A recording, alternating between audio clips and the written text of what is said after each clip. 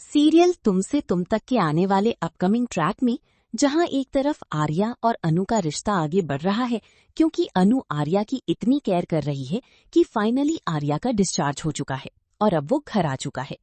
अनु आर्यावर्धन की सारी दवाइयां लेकर आई है और उसे इंस्ट्रक्शंस दे रही है कि उसे कौन सी दवाइयां कब लेनी है। सब कुछ अच्छा चल रहा है लेकिन गायत्री का दिल घबरा रहा है क्योंकि अनु की मां ने अनु का रिश्ता आर्यावर्धन से तोड़ दिया है। जब अनु आर्या के घर से जा रही होती है तभी मानसी उसे रोक लेती है और अपनी सारी भड़ास निकालते हुए बता देती है कि उसके साथ क्या हुआ। वो अनु को सच बता देती है कि उसके पीछे उसकी मां ने आर्या और अनु का रिश्ता तोड़ दिया। ये सब सुनकर अनु का दिल टूट जाता है। वो रोती हुई अपने घर जाती है और अपनी माँ से पूछती है कि उन्होंने क्या कर दिया।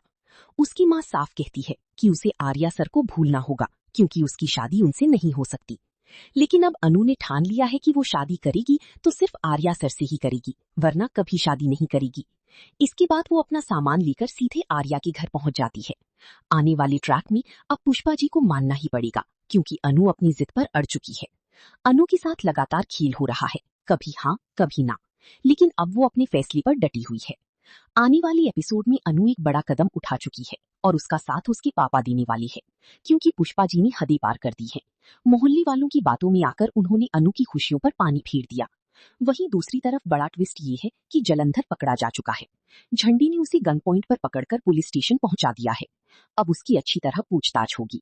जेल से भागने की वजह से उस पर डबल चार्ज लगेंगे और आर्यावर्धन और अनु पर हमले की कोशिश के लिए अलग केस दर्ज होगा। झंडी भी उस पर और चार्ज लगवाएगा। इससे एक तरफ राहत मिली है लेकिन जलंधर के पास अभी भी एक आखिरी चाल बची है, मीरा। वो मीरा को फोन करके अपनी मदद करने के लिए कहेगा क्योंकि उसने पहले उसकी मदद की थी। अब देखना दिलचस्प होगा कि क्या मीरा जलंधर का साथ देगी। खैर, अनु का फैसला सही है या नहीं कि वो आर्यावर्धन से ही शादी करना चाहती है और पुष्पा जी की बात नहीं मान रही, आप अपनी राय जरूर बताइए। देखती रही सीरियल तुमसे तुम तक। अगर वीडियो पसंद आई तो लाइक जरूर करें।